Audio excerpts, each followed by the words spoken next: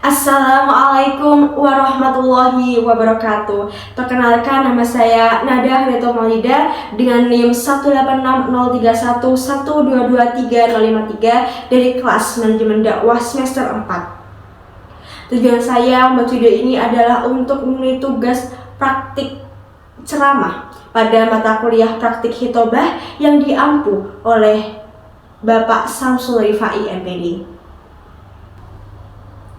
Bismillahirrahmanirrahim. Assalamualaikum warahmatullahi wabarakatuh.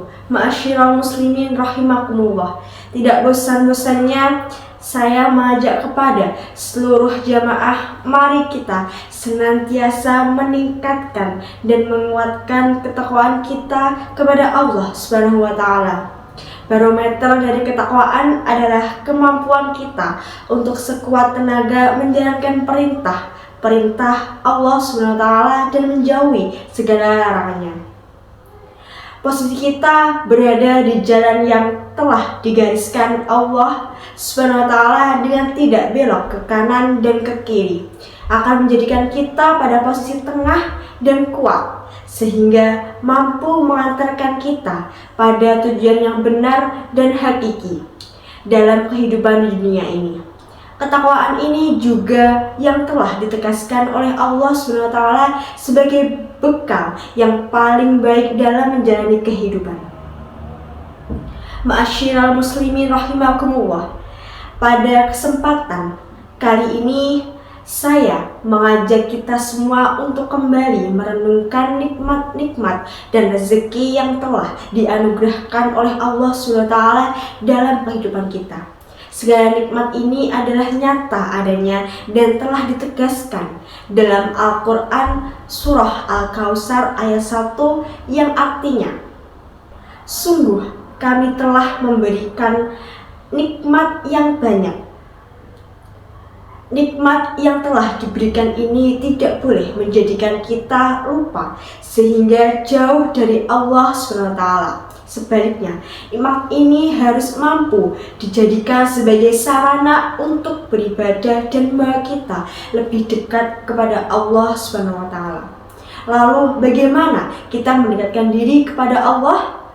Pertanyaan ini dijawab di ayat selanjutnya, yakni ayat kedua surat Al-Kautsar yang berbunyi fasholli lirabbika wanhar, yang artinya maka laksanakanlah sholat karena Tuhanmu dan berkurbanlah sebagai ibadah dan mendekatkanlah diri kepada Allah.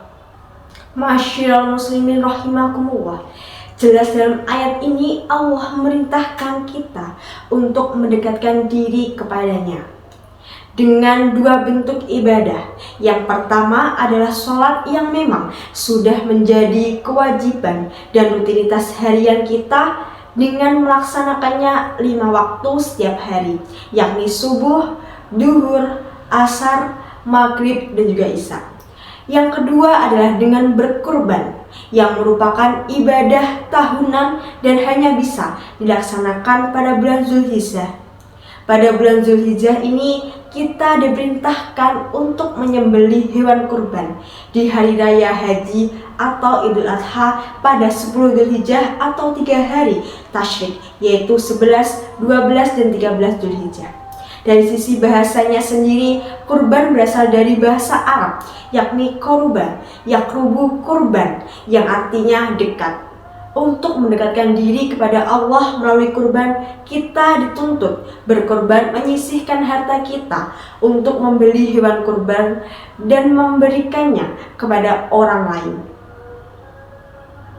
Tentu kita harus benar-benar ikhlas dan menata hati dengan benar dalam berkorban.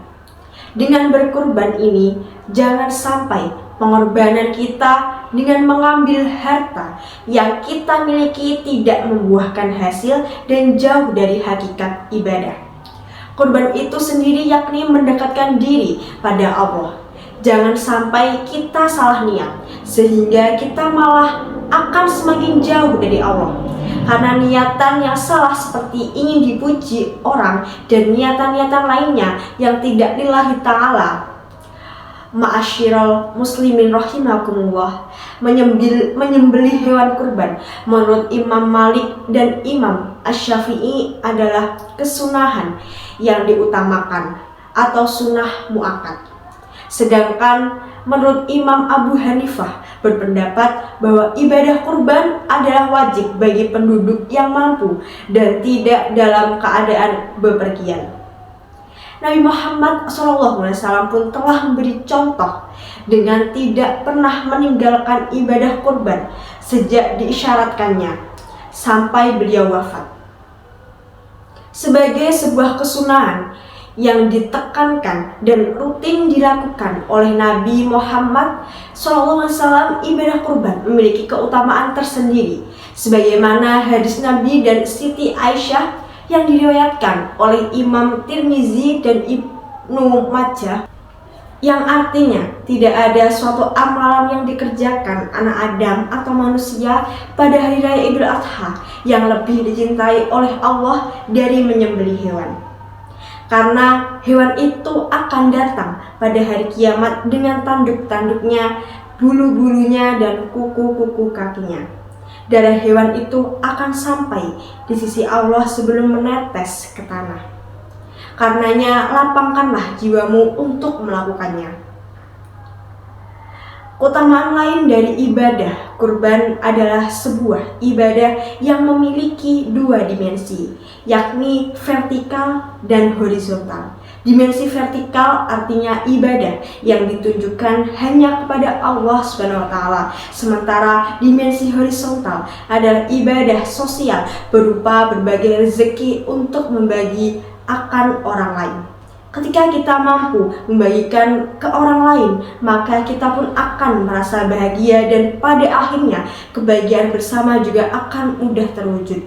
Sehingga kehidupan di tengah-tengah masyarakat pun akan bahagia dan damai.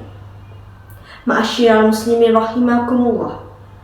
Dengan agungnya makna dan tujuan dari ibadah kurban ini, maka sudah selayaknya kita berusaha untuk dapat melaksanakannya sehingga kita akan semakin dekat kepada Allah.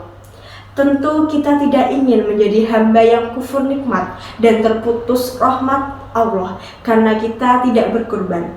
Padahal sebenarnya kita mampu. Mari kita bersama-sama menjadi hamba yang cinta kepada Allah dan Rasul-Nya. Dengan menjalankan perintah-perintahnya, jangan sampai kita pada kondisi yang disebutkan dalam surat Al-Kautsar ayat 3 yang artinya, sungguh orang-orang yang membencimu dialah yang terputus dari rahmat Allah. Mungkin itu saja ceramah yang dapat saya sampaikan. Apabila ada kata maupun perbuatan yang kurang berkenan, saya mohon maaf yang sebesar-besarnya. Wassalamualaikum warahmatullahi wabarakatuh.